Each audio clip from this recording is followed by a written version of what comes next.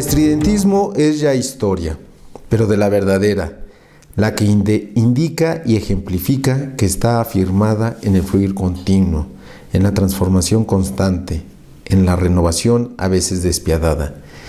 Germán Liz Arzubide, en su Cuenta y balance del estridentismo, en 1944, ya nos lo había advertido. Y ahora que todo está liquidado, entregamos nuestro grito de guerra a la miopía de los historiadores, señalando antes lo que queremos que digan de nosotros, de nuestras vidas literarias, porque intentamos evitar desde hoy las discusiones de los académicos del año 2945, que vendrán a medir, a pesar, a limpiar y dar esplendor a lo que nació exacto, vivió completo y terminó sin eco porque estaba más arriba que todas las montañas. Estoy leyendo a Luis Mario Schneider y un fragmento de Germán Liz Arzubide en un reciente libro que acaban de publicar sobre el movimiento estridentista, una edición facsimilar del libro clásico de Germán Liz Arzubide. En este mes de diciembre de 2021 se van a cumplir 100 años del comprimido estridentista de Manuel Maples Arce. Como todos saben, como es una historia ya muy conocida, se trató de un cartel hoja volante que se pegó, que se fijó a muros de la Ciudad de México, en muros de la Ciudad de México, del centro histórico que hoy conocemos, y que también lo distribuyó Manuel Maples Arce a periodistas, a escritores extranjeros, a intelectuales de otros países, con la finalidad de hacer un grito, con la finalidad de manifestarse en contra de cierta pereza, de cierto hartazgo, de cierta inercia que a los jóvenes de ese momento ya no les interesaba, que les había colmado la paciencia. Algo similar estaba pasando en las artes plásticas, ya se habían manifestado con clausuras de escuelas. Algo similar estaba pasando en muchas corrientes de la cultura mexicana, y esto motivado por la revolución que en 1910 había arrancado. La revolución se había vuelto un motor para renovar muchísimas cuestiones culturales, y el estridentismo es una consecuencia de esto. Entonces vamos a ver que en 1921, en la hoja de vanguardia que publica Manuel Maples Arce, que llamó Actual número 1, donde aparece él con su fotografía, va a poner 14 puntos principales donde él va a plantear su estética. Nace así, con esta acción solitaria, con esta acción renovadora, lo que va a ser el primer movimiento de vanguardia con muchísima claridad. No quiere decir que en México no se hayan conocido antes las vanguardias, que no se hayan expresado otros artistas y otros intelectuales de una forma vanguardista. Lo que quiero decir es que sin duda alguna el estridentismo es el movimiento de vanguardia por excelencia en México. Se expresa a través de manifiestos muy claros, se expresa a través de libros muy, muy concisos, y va creando en torno al estridentismo una estética y una forma sobre todo de actuar. Entonces va a ser el pionero de esta manifestación Manuel Maples Arce, poeta que llega a la Ciudad de México de Veracruz en 1920 para estudiar Derecho. Sin embargo, él es un hombre que, si bien está estudiando leyes, en ese momento está muy interesado en la cultura mexicana y sobre todo en las cuestiones poéticas. Él ya ha publicado algunos textos literarios, pero cuando llega en 1920 es todavía un incipiente poeta. Rápidamente, con la publicación de su manifiesto, de su comprimido estridentista, va a empezar a encontrar afinidades con otros jóvenes intelectuales. Va a haber ahí el caso de Arqueles Vela, este joven inteligentísimo, este joven muy, muy cultivado, muy, muy sabio, que en ese momento era secretario de redacción del periódico El Universal en el Universal Ilustrado. Entonces ahí va a encontrar Manuel Maples Arce a un compañero de manifestaciones muy aguerrido, muy intelectual y muy franco con respecto a sus posiciones artísticas. Pronto también se le va a unir a esta manifestación del estridentismo el poeta poblano Germán Lizarzubide. Cuando Germán Lizarzubide se entera de la forma como pensaba Manuel Maples Arce, él se va a afiliar inmediatamente a lo que va a ser el estridentismo, y junto con Manuel Maples Arce, Arqueles Vela, Germán Lizarzubide, Fermín Revueltas y otros artistas e intelectuales mexicanos, se va a dar ya un grupo conciso que lentamente va a ir encontrando sus formas y sus medios para transmitir su nueva estética. Esto lo va a encontrar Manuel Maples Arce sobre todo en publicaciones. La gran preocupación del estridentismo es una preocupación literaria. Y cabe señalar que, bueno, pues como buena preocupación literaria del momento, su medio natural de camino, su medio natural de comunicación eran las publicaciones, eran los periódicos, las revistas, ya vimos que los carteles, pero también la gestación de libros que renovaran el panorama al que ellos estaban criticando. Una de esas revistas muy importantes que se va a publicar en el año de 1923 va a ser la revista Irradiador, donde junto con Fermín Revueltas, Manuel Maples Arce va a hacer una publicación sumamente singular, una publicación aguerrida, crítica, una publicación donde nos vamos a dar cuenta de que lo que están escribiendo estos jóvenes escritores, poetas, es muy diferente a todo lo anterior que la poesía modernista, que la poesía romántica había hecho en México y había hecho también en otros países. Entonces, Irradiador, el Cartel Actual, el Universal Ilustrado y libros que van a irse publicando a lo largo de los años, casi inmediatamente después de ese 1921, van a ser sumamente importantes para la manifestación del estridentismo. Pero ¿cómo aparece Germán Cueto? ¿Cómo se integra Germán Cueto a esta actividad del estridentismo? Resulta curioso observar que varios de los líderes más importantes del movimiento estridentista venían de provincia. Manuel Maples Arce venía de Veracruz, Germán Lizarzubide de Puebla. No se tiene mucha certeza del nacimiento de Arqueles Vela, se dice que es de Tapachula, otros se han peleado que es de Guatemala. En fin, venían de fuera, venían de estas provincias y se integran a la Ciudad de México, donde sí vivía ya de tiempo atrás o de toda la vida Germán Cueto. Germán Cueto había nacido en la calle de Miscalco, ahí había habitado en casas de sus propiedades de sus padres, y Germán Cueto era un habitante de esos rumbos que se llaman el barrio de las facultades, de esos rumbos culturales que hoy día conocemos en el centro histórico de la Ciudad de México. Germán Cueto no solamente era un capitalino, sino que también tenía, tanto por la familia materna como por la familia paterna, relaciones intelectuales y relaciones artísticas. Recordemos que era primo por parte de padre, su padre era español, de María Blanchard, de esta gran vanguardista española, pintora, pero por la parte mexicana también era primo de personajes como Fernando Vez Pontones, que en ese momento era un pintor sumamente conocido, sumamente reconocido, muy vendido.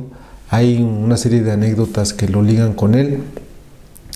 Entonces, cuando sucede en 1921 la pega de este cartel actual número 1 en los muros de la Ciudad de México, es muy probable, casi podríamos asegurarlo, que Germán Cueto debió haber sido uno de esos posibles lectores, directos en los muros de la Ciudad de México de este cartel.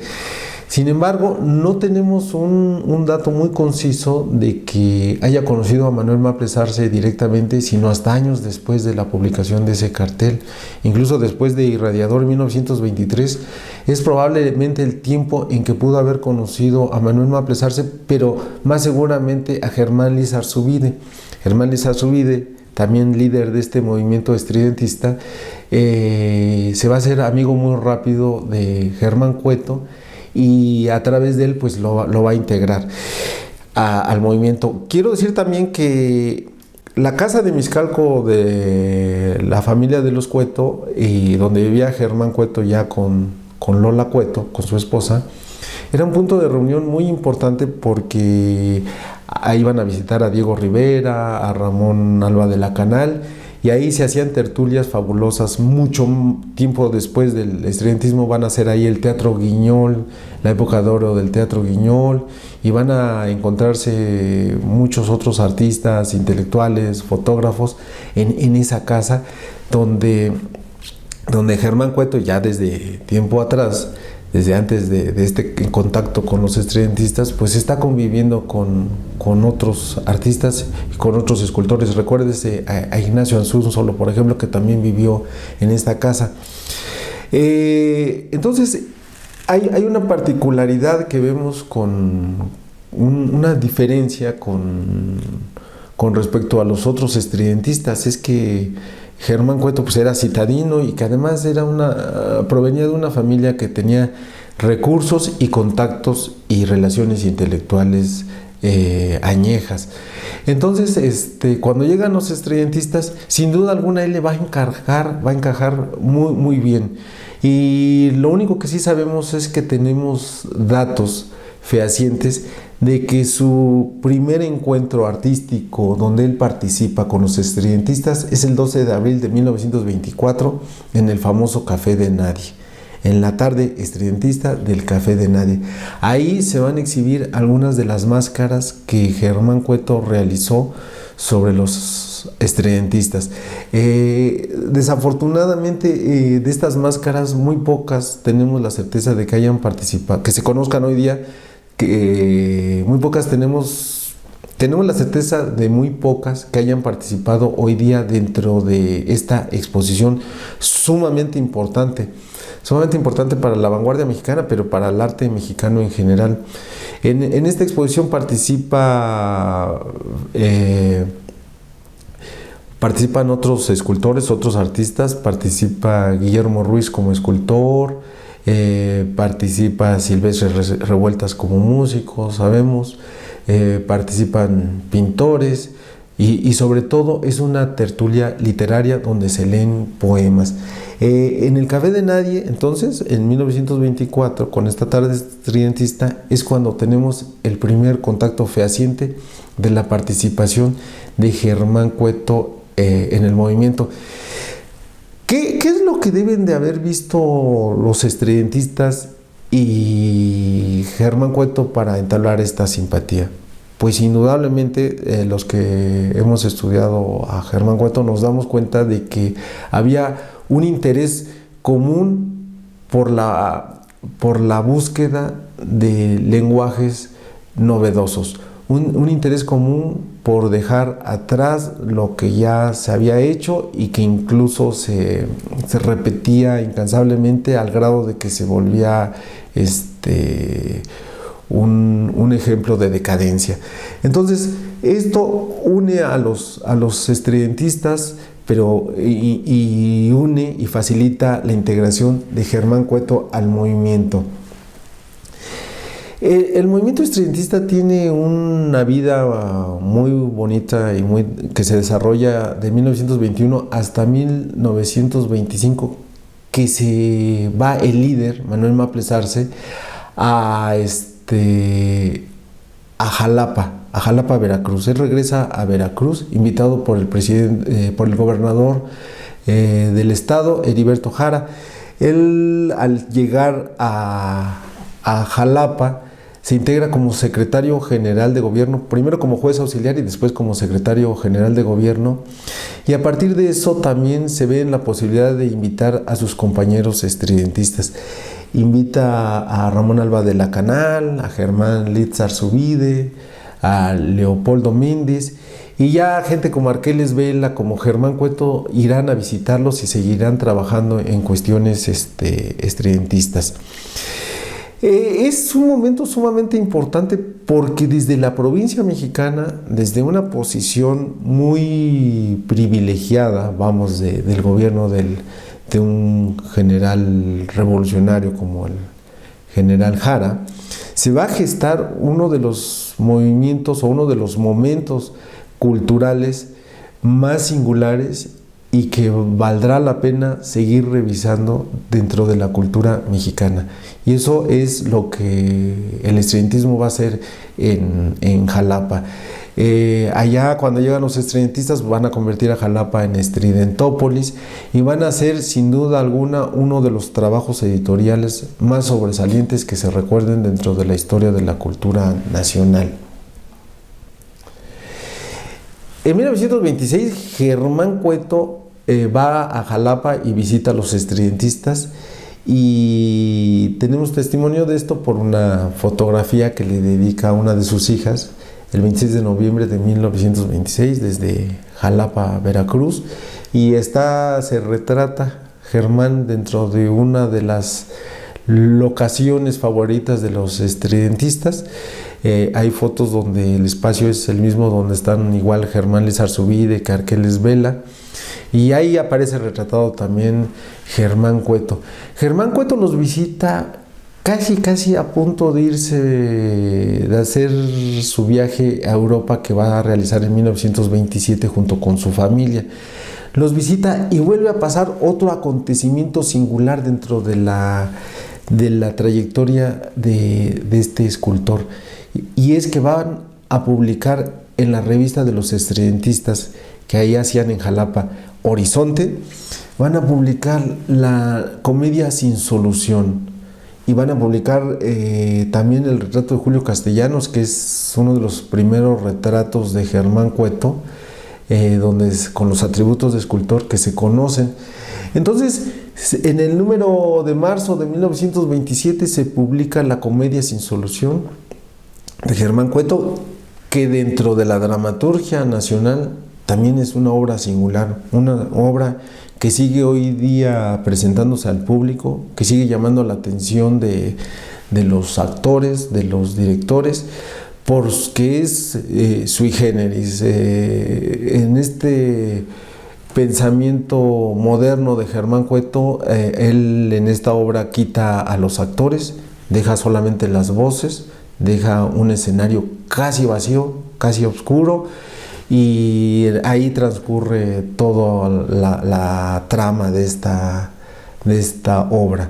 Entonces, esos dos acontecimientos, la presentación en 1924 de las máscaras de Germán Cueto, que son incluso, hay que resaltarlo, la primera vez que se hace pública la obra de Germán Cueto en una exposición, en la trayectoria de Germán Cueto, es la primera vez que se hace público su trabajo, y la publicación de la comedia Sin Solución en una de las publicaciones de los estridentistas resulta entonces dos acontecimientos sumamente importantes para la trayectoria, para el reconocimiento y para la valoración de la obra de Germán Cueto.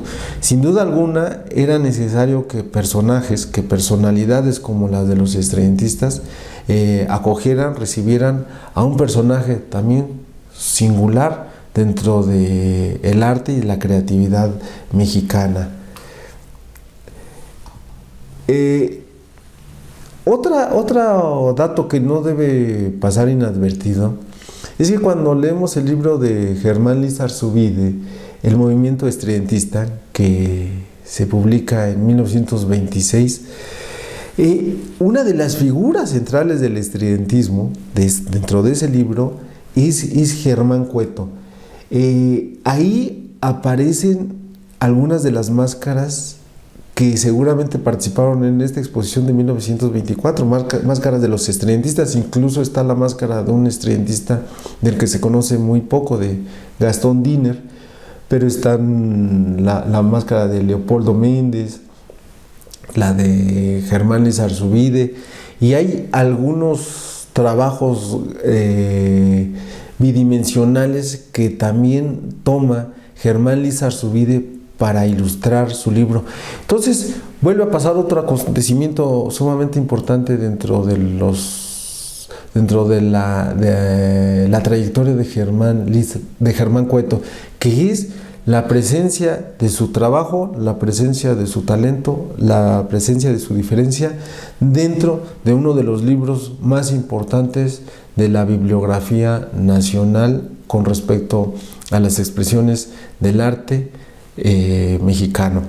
Entonces, Germán Cueto es ahí figura preponderante, y vemos que no solamente es singular la forma como crea sus máscaras, sino también es singular la forma como crea también la obra bidimensional, porque al final de ese libro hay una imagen que se llama Gallo, y es una de las obras abstractas, literalmente abstractas, con un geometrismo abstracto, que pueden reconocerse dentro de la historiografía del arte mexicano.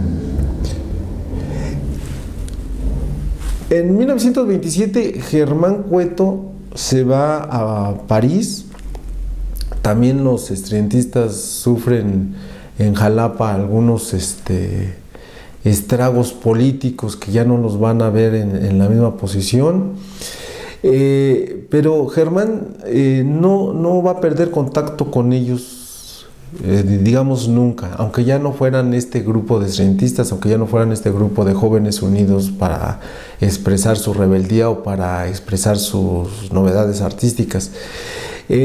Cuando vive en París, Germán Cueto va a ser visitado por Maples Arce, por Arqueles Vela, por Germán Lizarzubide, por Ortega, por otros intelectuales y artistas de diversa índole. Ahí Germán Cueto va a desarrollar una de las carreras artísticas mexicanas más sobresalientes. Ahí va a llamar la atención de la inteligencia, va a ser valorado y va a ser reconocido. Va a reunirse con personajes tan importantes como el gran pintor Joaquín Torres García, que era también líder de movimientos vanguardistas.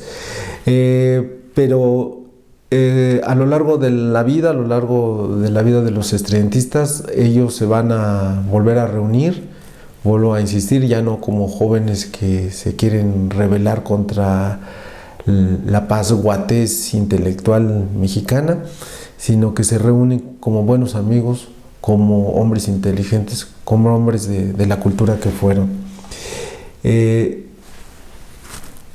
En este mes de diciembre de 1921 se cumplen 100 años de la publicación del cartel actual de Manuel Maples Arce. Es un buen momento para reflexionar sobre ese año en la cultura mexicana, porque sucedieron acontecimientos sumamente importantes que hay que revalorar. Va a arrancar el muralismo mexicano. Está la gestación de la Secretaría de Educación Pública. En fin, hay una serie de acontecimientos de primer nivel que deben de recordarse, que deben de revalorarse. Nosotros no debemos olvidar que si hay un descubridor del estridentismo en México, ese fue el gran intelectual que fue Luis Mario Schneider, quien los observó, quien los buscó, y quien en su memoria debemos ahora continuar trabajando todos. Que este centenario del estridentismo sea fabuloso y nos permita seguir reflexionando sobre lo mejor de México, que es su cultura. Gracias.